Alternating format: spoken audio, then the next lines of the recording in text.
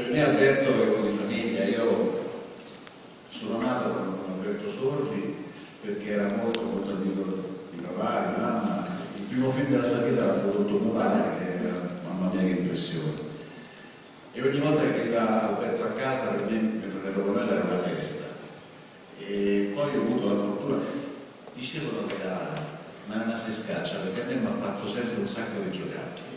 Mi ha regalato la nave, quando poi ero grasso, mi ha regalato un tavirulano per correre, sono pure da me, mi fa una corsetta. Poi quando mi sono sposato mi ha regalato un bellissimo accendino. E quando è morto mi ha lasciato anche un paio di gemelli, Dio, come quelli che ha messo a Jason questa sera.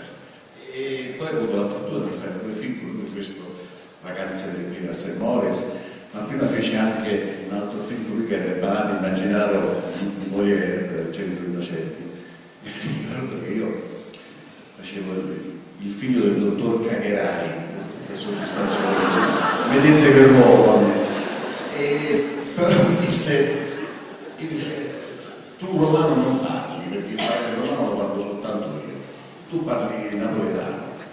E io dicevo, vabbè, ma io non so fare, il romano lo parlo solo io. Poi dopo invece si pentì di essere stato così duro con me e mi aiutò, perché io il primo giorno sono arrivato là, ho preso subito una papera e mi ha detto guarda che ti faccio doppiata Panicani, che è un vecchio doppiatore. Allora mi disse guarda, siccome questo ruolo Cagherai fa schifo, tu l'unica cosa che puoi fare per prendere la risata è tutte le battute che c'è, tutte interrogative. E io feci così e infatti ho preso la giornata. E insomma sono contento di essere qui, è stata un'emozione enorme.